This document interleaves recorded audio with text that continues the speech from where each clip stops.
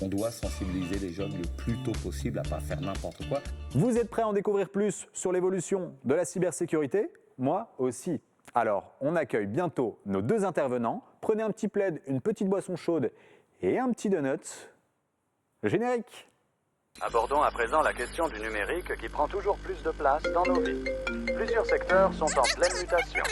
Tentons d'y voir un peu plus clair avec nos invités.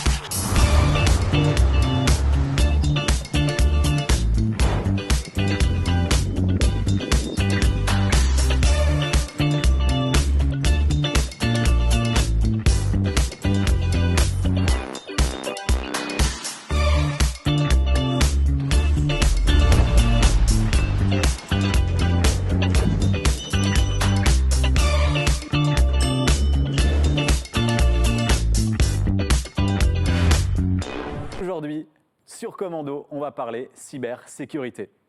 Vous êtes prêts? Il faut enlever de l'esprit des gens que les experts en cybersécurité sont tous des anciens criminels ou Ok. des anciens hackers. C'est faux. Aujourd'hui, on est avec 2 intervenants extraordinaires. À ma droite, une ancienne génération, pour pas dire un vieux, Fabrice Equet, un expert en cybersécurité. Et à ma gauche, Sébastien Gios, qui est doctorant en cybersécurité, mais pour une thématique très précise, laquelle? Oui, dans le milieu satellitaire. Ok, ça veut dire quoi? Ça veut dire que j'essaye de protéger les satellites qui tournent au-dessus de nos têtes et qui sont malheureusement très peu protégés pour le moment. Ok, très très cool. On va commencer directement l'émission avec une question pour briser la glace. Un ami à moi veut devenir un hacker. Est-ce que c'est facile? Malheureusement, avec l'IA, maintenant, c'est vraiment plus facile. Votre ami, qui ne citera pas, pourrait lui poser en quelques prompts, donc en quelques messages, arriver à lui demander que voilà, il voudrait faire une attaque, ce serait pour un entraînement ou quoi que ce soit. Et ChatGPT sera très content de pouvoir l'aider à mettre en place cette attaque pour son entraînement. Évidemment, votre ami qu'on ne citera pas pourra l'utiliser à n'importe quelle fin. Maintenant, votre ami qui veut devenir cyberattaquant, aujourd'hui, il y a assez de tutos sur le web, dans le dark web, pour trouver, puisqu'il n'y a pas d'école de cyberattaquants, ne l'oubliez pas, donc les gens ont appris par eux-mêmes.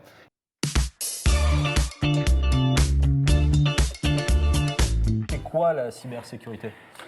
La cybersécurité, ce n'est pas juste les scammers, c'est toutes les tentatives d'usurpation, soit d'informations, soit d'argent, clairement, de vol de monnaie, que ça soit par des tentatives de ce qu'on appelle le smishing. Alors, je vais prendre des termes un peu barbares. Ok. Il y a le vishing, il y a le smishing, il y a le quishing C'est pour le monteur, ça. et Pour le qu'il les note. phishing.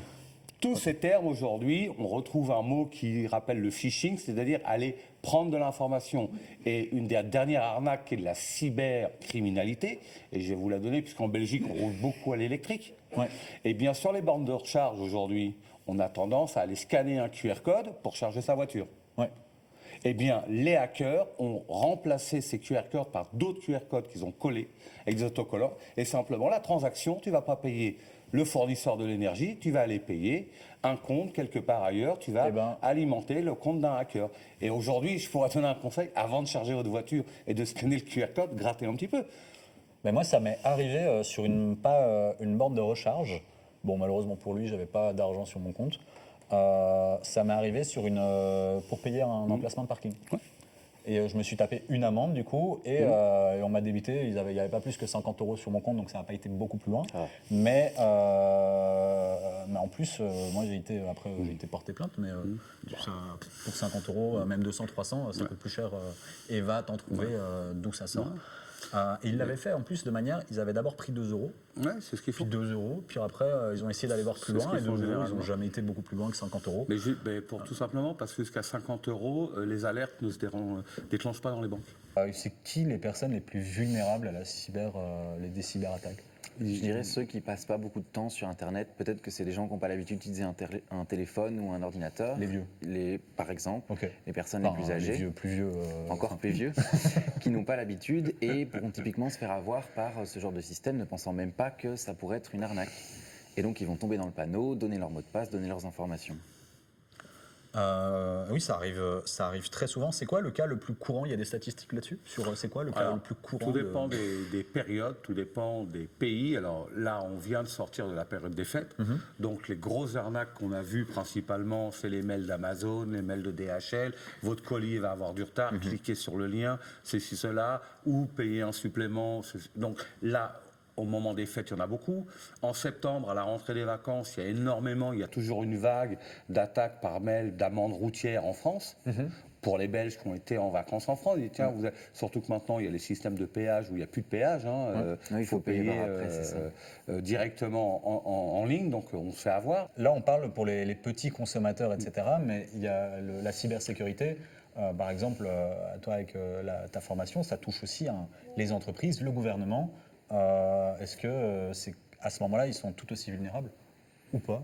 En fait, puis ça tombe, eux, ils sont super bien protégés. En fait, ils gèrent super bien le truc. Donc, de ma formation, au niveau, par exemple, satellitaire, si vous placez simplement une petite station au sol que vous pouvez trouver sur Internet pour quelques centaines d'euros, vous pouvez essayer vraiment d'écouter tout ce qui se passe au-dessus de vous. Et vous allez remarquer qu'à peu près seulement la moitié des informations sont encryptées et du coup illisibles, et l'autre moitié, vous allez pouvoir lire et écouter parfaitement ce qui se passe. Et donc que ce soit du gouvernement, le petit magasin du coin, un avion qui passe et qui demande du Wi-Fi, vont utiliser souvent ces satellites et vous allez pouvoir écouter tout ce qui se passe, voir qu'il y a une transaction entre deux magasins, voir qu'il y a une livraison qui va arriver, voir que le gouvernement ou un groupe militaire envoie des communications. Là, on parle d'envoi de mail du coup, et lire, c'est quoi c'est quelles informations qu'on lit? Quand tu vois une livraison qui arrive, c'est plutôt, ça ne sera pas un mail, parce qu'un mail c'est un autre système, mais ça va ressembler à un mail. Vous pourrez lire le texte, clairement, on a la livraison du camion 14 est arrivée au magasin 12, et donc voilà, les gens qui seraient mal intentionnés pourraient essayer de voir les chemins des camions pour peut-être à un moment amener un faux camion qui venait récupérer des ressources. Ou des livraisons. Peu importe. Il y a d'autres cas d'exemples? Je vais prendre une grande marque de voitures, un fabricant de véhicules, ça a eu lieu au mois de septembre, marque anglaise Land Rover. Le coût de la cyberattaque a bloqué au mois de septembre toutes les usines, tous les car dealers, c'est-à-dire on ne pouvait plus commander une voiture, il n'y avait plus accès au système d'information. Le coût de cette cyberattaque, après un mois, 1,9 milliard de dollars. Ok, pour Land Rover. Voilà ce que ça coûte, une cyberattaque. Et parce que, comment ils demandent... Parce que ils n'ont pas payé Donc, généralement, ces grosses cyberattaques qui ciblent des grosses entreprises, le but, il est financier, c'est-à-dire de dire, on a encrypté, on a vos données, vous payez, on vous restaure vos données. Si vous ne payez pas, vous les perdez à jamais. Donc, dans le cadre d'une petite entreprise, ça peut aller jusqu'à la faillite si je ne récupère pas, parce que la question à se dire, c'est combien de temps je peux tenir sans activité? Je paye mes employés, je paye mes fournisseurs, je paye mes dettes, et j'ai aucune commande qui entre. Et mes clients vont aller à la concurrence, plus le perte de confiance. Donc, ça peut aller très loin au niveau jusqu'à la faillite pour une petite entreprise, mais une grosse entreprise, ça se chiffre en parce qu'elle ne veut pas payer, ça se chiffre en centaines de millions, parfois en milliards d'euros de coûts de restauration des systèmes. Comment réagir je sais pas comment on fait quand on a ça qui nous arrive? C'est plutôt via la prévention entre une entreprise qui est prête à subir une cyberattaque et une qui ne l'était pas. La question n'est pas de savoir si vous allez être attaqué, mais quand.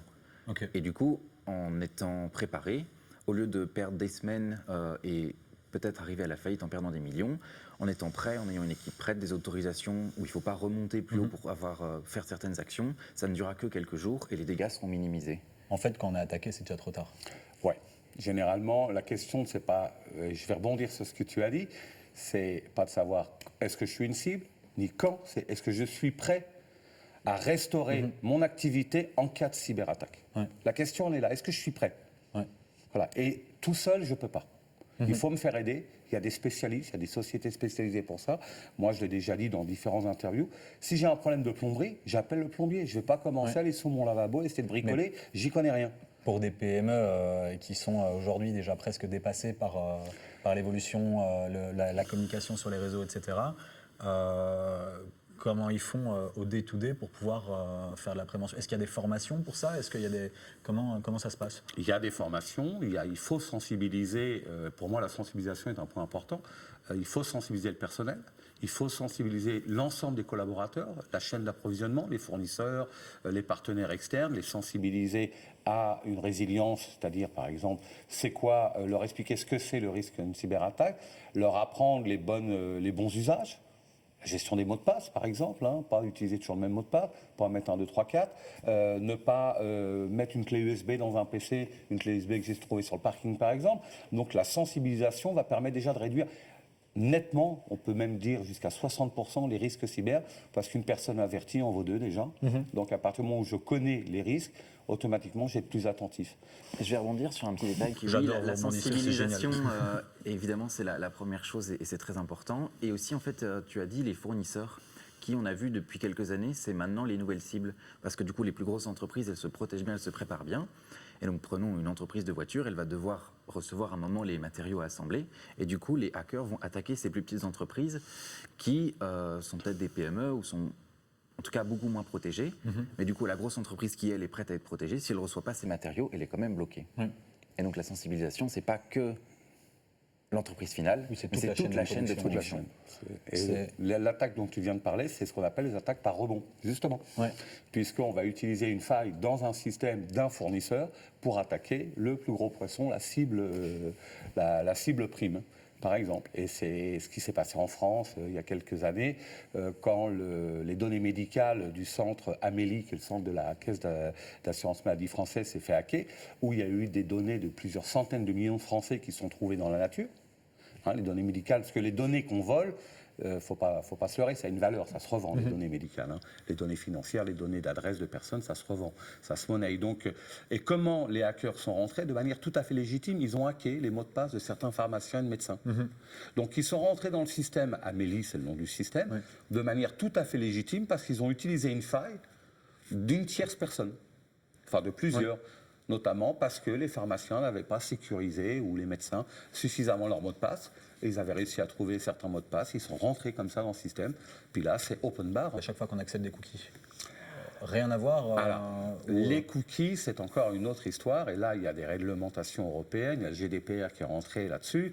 Le cookie, aujourd'hui, est capable d'aller sniffer toute une série d'informations jusqu'à ton adresse physique, puisque ton IP adresse, une adresse IP d'un ordinateur, on sait dire dans quelle rue tu es. On a parlé des entreprises, on a parlé d'exemples qui sont chez les adultes en parlant, etc. Mais les jeunes aussi sont beaucoup touchés par potentiellement la cybersécurité. Alors, je vais d'abord laisser parler le jeune. De nouveau, c'est une histoire de sensibilisation où je pense que les jeunes ne sont pas du tout assez sensibilisés. Les gens, par exemple, acceptent souvent les cookies en se disant j'ai rien à cacher, c'est pas important, mais ils ne savent pas à quel point ils donnent un accès à leurs données sensibles, alors qu'il suffirait de ne pas accepter, qui sont après revendus. Alors peut-être que là, c'est pas des hackers qui les revendent, mais c'est des grosses entreprises qui vont les utiliser pour s'enrichir elles-mêmes sur le dos des personnes qui acceptent simplement. Et c'est une des raisons pour lesquelles les réseaux sociaux sont gratuits, c'est parce qu'ils ont ça. Énormément d'informations de nous qui permet, on est le produit dans les réseaux sociaux. Comme la fameuse phrase, voilà, si c'est gratuit, c'est que c'est toi le produit. Et typiquement, ça s'applique ici. Il y a très peu de prévention comme ça à l'école. Ça, c'est le cyberharcèlement qui est un autre problème, mais ils utilisent à peu près des outils assez proches de ce qu'un hacker veut faire, c'est récupérer des données, récupérer des informations, pour les utiliser à des fins néfastes. Ici, ce serait peut-être récupérer des images personnelles pour menacer quelqu'un et lui demander une rançon. Ça revient au même que bloquer l'ordinateur d'une entreprise et demander une rançon. Tu forces la personne à te donner de l'argent. Mais la sensibilisation dans les écoles, pour moi, devrait être inscrite au programme comme l'éducation physique. Aujourd'hui, on apprend l'informatique dans les écoles de plus en plus jeunes, mais parce qu'on parle de cyberharcèlement, mais parlons aussi de toutes les victimes de pédocriminels qui se font avoir, je veux dire, parce qu'ils pensent être sur un système de chat complètement safe. En fin de compte, c'est tout un réseau derrière. Donc la sensibilisation, pour moi, est importante. Le contrôle est important aussi, que ce soit le contrôle parental, que le contrôle des enseignants aussi, de savoir ce qu'il en est. On voit maintenant dans certaines écoles et dans certains pays où les téléphones portables sont interdits dans les classes, qui pour moi est une bonne chose. À mon époque, Il n'y avait pas de téléphone il y avait portable, pas. hein, donc on Il y n'était avait pas en Internet avec ça. Non, moi j'ai commencé sur les machines à écrire, hein. Ouais. Donc comme ça. À la bougie. Ouais, presque. Donc non, la sensibilisation pour moi est primordiale dès le plus jeune âge, mais ce que tu disais, les jeunes pensent qu'ils n'ont rien à cacher. Et la course aux réseaux sociaux, la course à la notoriété aujourd'hui fait que les gens posent des photos n'importe comment, le plus rapidement possible. Et une fois que c'est envoyé, on ne sait plus faire marche arrière. C'est quoi ta toute première expérience en cybersécurité? Bah donc sur les consoles, les Nintendo DS, Ah ouais. on pouvait obtenir des cartes et sur lesquelles on pouvait mettre une infinité de jeux. Et donc, il y avait les gros jeux populaires que j'achetais par carte, mais tous les plus petits, on pouvait tout trouver. Un ami à moi aussi avait ça. Ouais. Le même ami qui était Le même ami curieux, qui cherchait. Génial, passons au moment papote, deuxième rubrique de l'émission.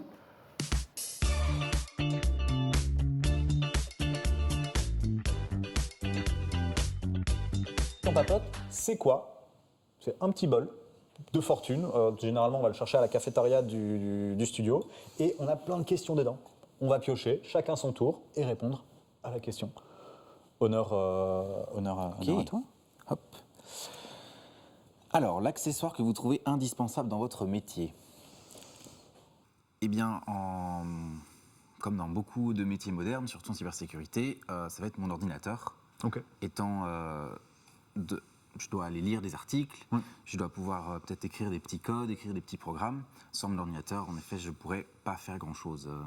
Est-ce que quand on fait de la cybersécurité, il y a pas des marques de préférence, mais par exemple, est-ce que c'est mieux d'avoir un Mac, un ordinateur? Il y a des trucs à privilégier ou pas? Je dirais que c'est mieux d'avoir soit un ordinateur qui tourne sur Linux, parce qu'il y a beaucoup de programmes qui fonctionnent. Tu m'as perdu avec Linux. Eh ben, on va s'arrêter là. Sur Linux, parce que plus de programmes qui sont utilisés dans le milieu de la cyber fonctionnent dessus, ou en Mac, les Mac aussi. Là, Windows a des fois plus de restrictions. Et d'avis personnel, Windows prend énormément de vos données et il vaut mieux éviter. Surtout depuis les dernières versions où tu as les IA qui ne se gênent pas de même prendre des captures d'écran de votre ordinateur pour vous aider, mais en attendant, Microsoft a toutes les informations que vous utilisez. Je savais pas. Et toi, c'est quoi l'élément indispensable dans ta carrière de cybersécurité? Je l'ai là. Ok. Ton téléphone? Mon téléphone, pourquoi? Parce que j'ai tout dessus, j'ai mes mails, mais mes clients, c'est là-dessus qu'ils m'appellent. C'est avec ça que je les appelle. S'il y a un problème chez un client, c'est là-dessus qu'il va sonner, avant de m'envoyer un mail. Et il est toujours avec moi, il est quasiment jamais éteint. Parce que si demain un client a un cyberincident, il doit me prévenir pour qu'on puisse intervenir rapidement. Donc c'est mon téléphone que j'ai 24/7. Je le coupe la nuit, je le mets en silence, je le coupe pas. Mais voilà. Et je vois en plus dessus un truc pour pas avoir. On voit pas mon écran. Ça aussi, c'est une sécurité, de la prévention. Si je prends mon ordinateur, tu verras pas mon écran. On a tous vu dans le train. Être assis, toi qui prends souvent le train. J'adore faire ça. Eh bien, on voit les écrans du voisin, un ami à moi, et on fait lire des choses. Donc voilà, même chose avec un téléphone. Aujourd'hui, on prend le métro, tout le monde est comme ça, on sait lire les écrans de tout le monde. Moi, le mien, tu peux voir, il est noir. Je reprends le bout de papier, je te laisse piocher une autre question. Voilà. Oula, elle est longue.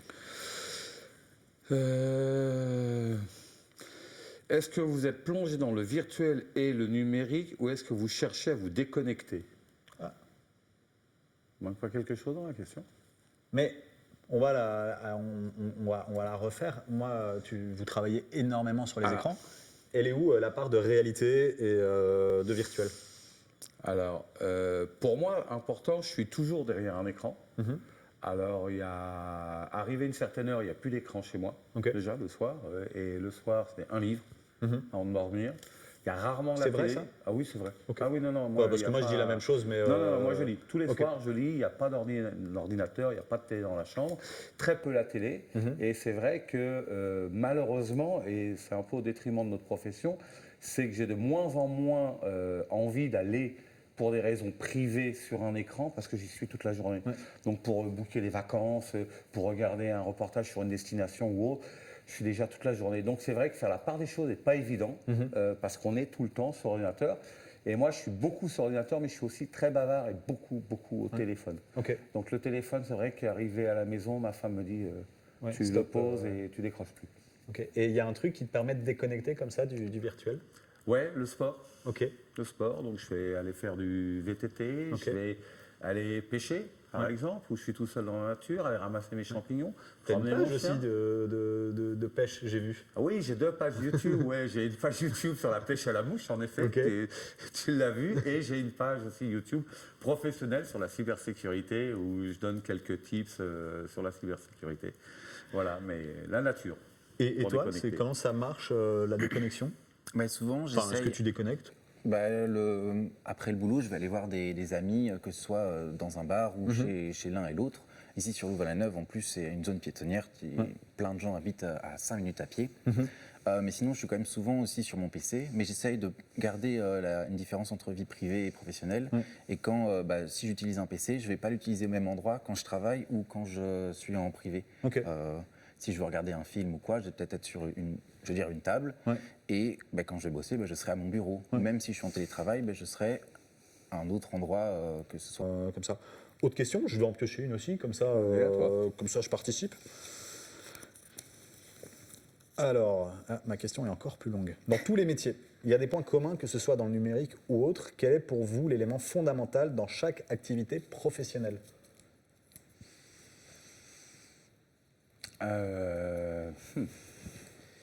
Un élément fondamental.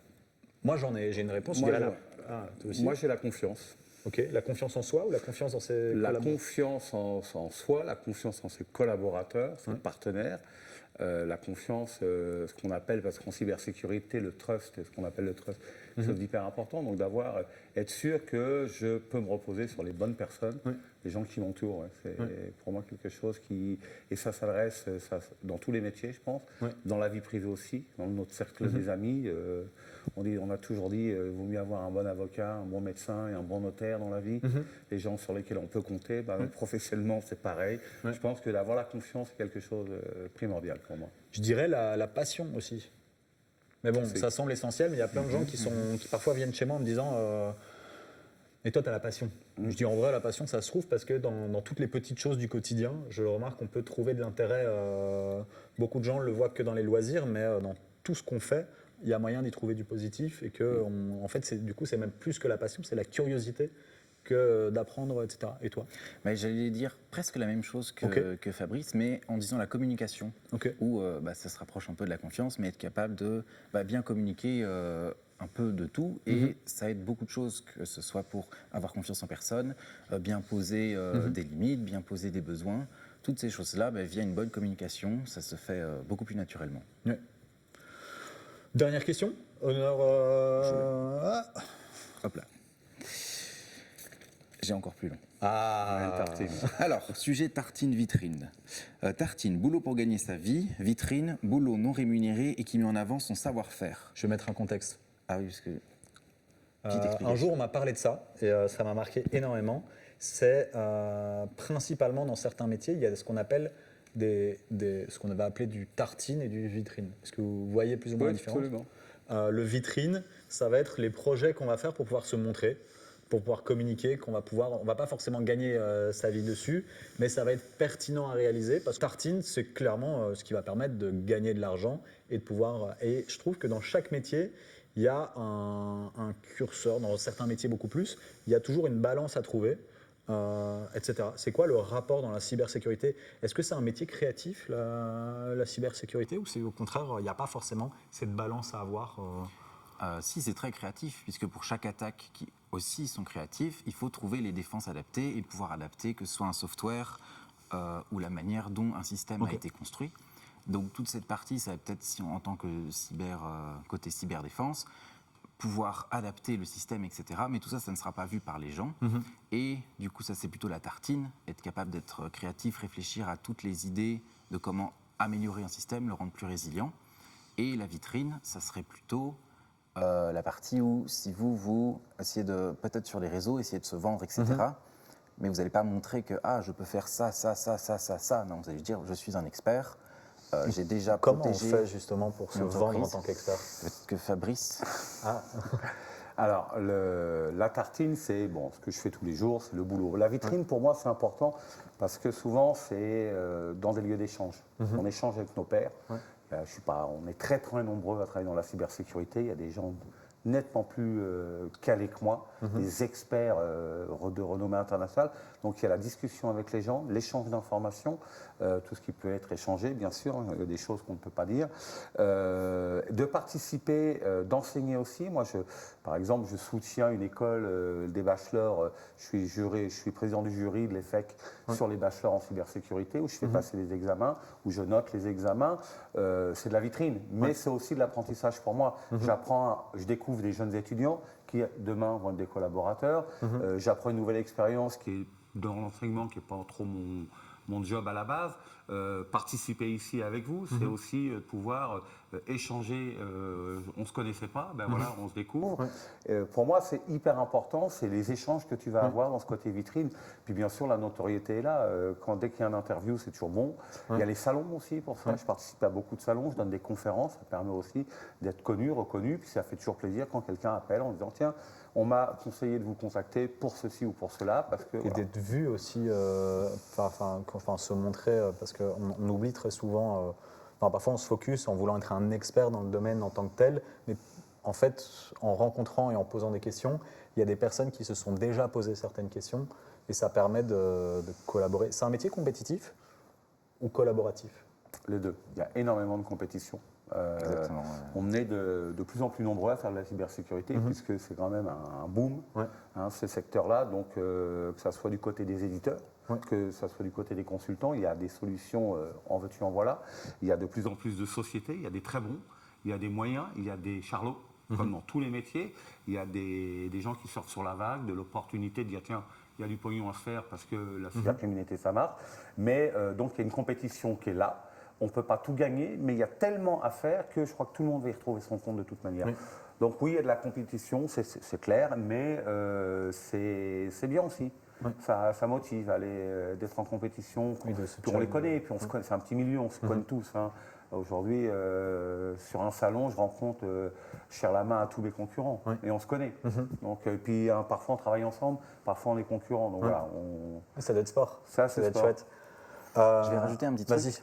Dans le domaine de la recherche, au niveau de la cybersécurité, on est peut-être beaucoup plus sur la collaboration parce qu'il n'y a pas encore, enfin si, il y a beaucoup de recherches, mais il n'y a pas encore assez de recherches pour qu'il y ait une compétition. Et comme on disait un peu plus tôt, il faut être très créatif. Et donc il y a tellement d'idées et tellement de sujets ultra niches que tout le monde peut y retrouver son compte encore pour le moment. Et c'est même intéressant de collaborer parce qu'à force de se concentrer juste sur un petit point, des fois on a difficile à reprendre du recul et du coup parler avec quelqu'un de par exemple lui ce qu'il ferait, comment il aurait abordé une thématique ou un problème, et ben c'est très, très instructif et donc collaborer marche très très bien dans ce domaine. Merci, on va passer à la dernière étape de notre émission. On se retrouvera dans 10 ans.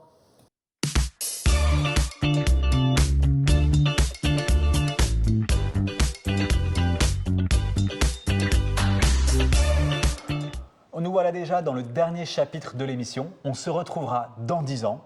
Est-ce qu'on portera des masques pour pouvoir se cacher de la reconnaissance faciale, etc. Dans 10 ans, votre métier, comment il se passera? C'est difficile à savoir parce que la technologie évolue très très vite. Et dans 10 ans, ce genre de métier va suivre la technologie. Et donc, ça sera très adapté et très proche de ce qui va être développé dans les prochaines années. Quelque chose est sûr, l'IA aura sûrement une place importante, peut-être encore plus que maintenant, où elle est beaucoup utilisée par les hackers et un petit peu par la côté défense, mais on les rattrape petit à petit pour pouvoir en profiter de ces nouvelles technologies et des avantages qu'ils peuvent offrir. Est-ce que les consommateurs, les gens, on sera à jour, ou alors en fait ça va tellement vite que c'est quasi impossible d'être à jour? Ça va être compliqué d'être à jour, mais on est dans un monde ultra connecté, hyper connecté, et on va de plus en plus tout connecter. On a connecté les humains, on connecte les outils. Maintenant, on connecte les outils avec les humains, les machines et les humains ensemble. Les voitures sont connectées, elles sont dirigées par des humains. Donc, les maisons aussi. Les maisons intelligentes. Donc, on va devoir évoluer. Notre métier va évoluer avec la technologie. Il faut qu'on soit assez rapide pour pouvoir suivre cette évolution.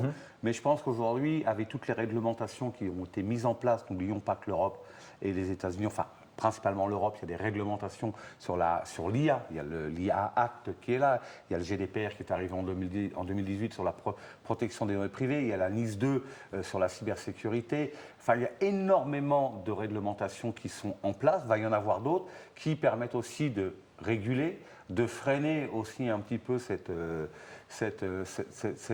escalade sans fin. Et donc, on va y arriver. Mais va falloir être super réactif et être aussi un petit peu, on va dire, visionnaire. Et je pense que ça ne sera peut-être pas moi dans 10 ans, ou je le serai moins, mais en tout cas, sûrement toi et les gens de ta génération auront cette lourde tâche, justement, d'anticiper un petit peu ce qui va se passer. Voilà. Est-ce que vous êtes optimiste? Moi, oui. Ouais. Oui. Pourquoi une raison pour être optimiste par rapport à la cybersécurité? Je ne vais pas rentrer dans les détails, mais la technologie quantique va pouvoir aider pas mal de choses. Il y a un risque côté hacking, mais je suis optimiste et il y a déjà beaucoup de recherches en cours qui montrent que ça va pas mal aider la protection. Ok, génial. Merci beaucoup. On peut vous retrouver, Fabrice, sur les réseaux?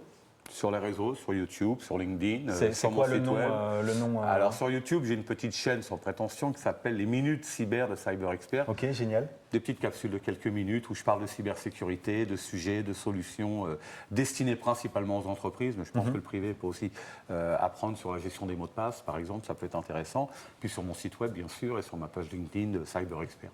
Génial. Voilà. Et toi, Sébastien, on peut te J'ai retrouver pas dans les bars de jeux de société de Louvain-la-Neuve? Peut-être. Mais sinon, oui, j'ai aussi une page LinkedIn où Ok. vous pouvez aller voir mon Google Scholar où j'ai quelques articles soumis. Génial. Merci en tout cas Merci pour beaucoup. ces discussions hyper Merci à toi. intéressantes. J'ai appris énormément. Commando, c'est une émission débat tous les mois. Alors n'hésitez pas à nous suivre sur YouTube et Instagram. Hasta la Vego. Bye bye. Merci. Au revoir.